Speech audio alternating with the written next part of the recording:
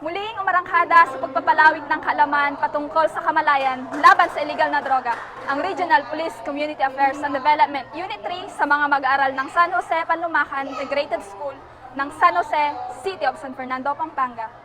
Ang naturang aktibidad ay pinangunahan ni Police Major Raquel Pagnas, Assistant Chief ng Regional Police Community Affairs and Development Unit 3.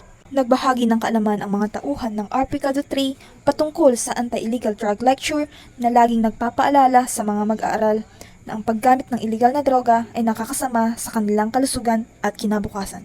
Dahil dito, naging aktibo ang mga kabataan at nadagdagan ang kanilang kaalaman sa naturang pagtuturo.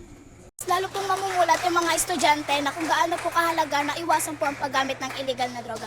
Kasabay nito, namahagi ang mga tauhan ng RPCADO 3 ng Information, Education, Communication Materials sa mga mag-aaral upang mas magkaroon ng kaalaman sa iba't ibang alituntunin na ipinapatupad ng ating bansa. Ipinahayag ng mga estudyante ang kanilang pasasalamat sa kanilang mga natutunan sa ibinahaging kaalaman. Nagpapasalamat po ako sa RPCADO 3 sa mga information po na tinuro po nila sa amin bilang estudyante po at may a-apply po namin siya sa everyday life po namin. Sinisiguro ng Regional Police Community Affairs and Development Unit 3 ay patuloy sa pagbibigay ng kaalaman sa mga kabataan upang makamit ng bawat isa ang kanilang mga pangarap sa buhay. I would like to extend our gratitude to RPCADO 3 from Camp Olivas for extending their help to us by discussing a lot of things, especially about illegal drugs.